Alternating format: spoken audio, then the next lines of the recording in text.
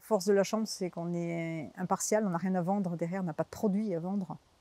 Et donc c'est forcément du conseil ou de la formation pure, désintéressée on va dire. On n'a pas des produits derrière à vendre.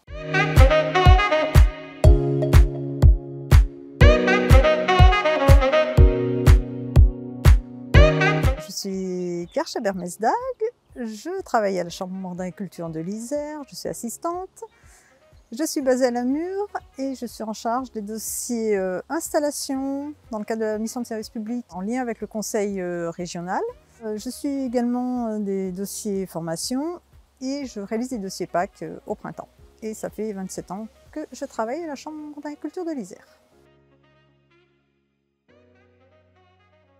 La Chambre d'agriculture de l'Isère est centre de formations qui sont destinées autant pour les agriculteurs, les salariés agricoles, mais aussi ouvertes à tout le monde. On organise entre 80 et 100 formations par an.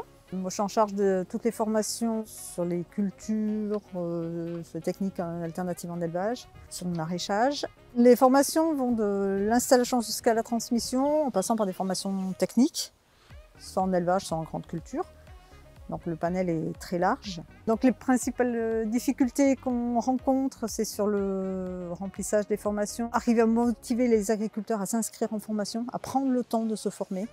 Parce qu'ils ont tous généralement conscience qu'il faut se former, mais ils ne prennent pas le temps de le faire. Enfin, tout évolue.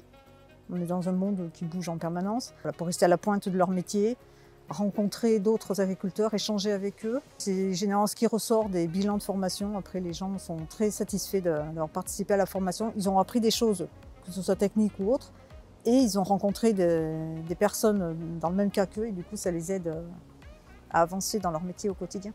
Donc chaque année, on forme environ un peu plus de 500 personnes par campagne. Les campagnes de formation vont de septembre jusqu'au mois d'août suivant. La principale réussite pour les formations, à mon sens, c'est surtout le fait d'arriver à coller aux demandes des agriculteurs.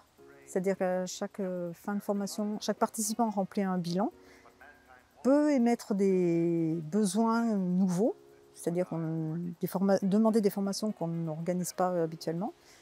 Et on a organisé une douzaine de nouvelles sur la dernière campagne. Et sur ces 12 nouvelles formations, 10 sont rentrées directement dans le top 10 en termes de nombre de participants. Donc ça démontre bien que les formations qu'on propose correspondent aux attentes des agriculteurs et des salariés. On en a quelques-uns.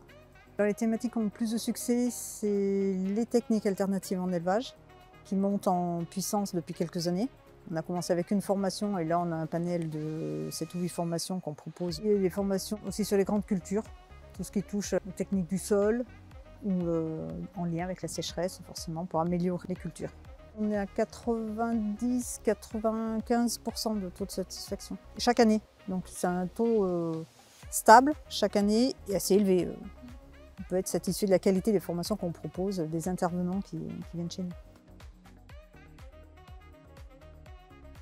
Alors les lacs en montagne pour leur fraîcheur et en particulier le plan d'eau de Valbonnet parce que c'est le petit Nice du coin.